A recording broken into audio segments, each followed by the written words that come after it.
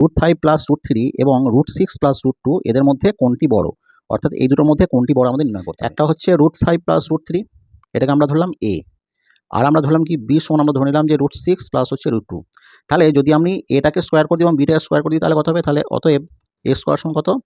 √5 plus হচ্ছে √3 তার whole square সমান আমরা কি বলতে পারি যে 5 স্কোয়ার মানে √5 স্কোয়ার প্লাস হচ্ছে 2 ইন্টু √5 ইন্টু √3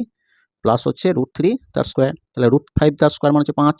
প্লাস হচ্ছে 2 ইন্টু √5 3 15 প্লাস হচ্ছে এটা √3 তার স্কোয়ার মানে হচ্ছে 3, তাহলে 8 প্লাস 2 ইন্টু √15 এটা হচ্ছে স্কোয়ার।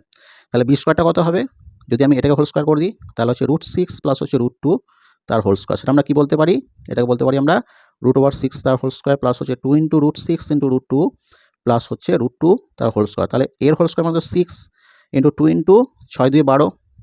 দুটি রুট আছে মানে রুটের মধ্যে ঢুকে যাবে, প্লাস হচ্ছে √2 তার স্কোয়ার মানে হচ্ছে 2, তাহলে এটা হচ্ছে 8 প্লাস 2 ইন্টু √12। তাহলে দেখো এখানে কত রয়েছে, বি স্কোয়ার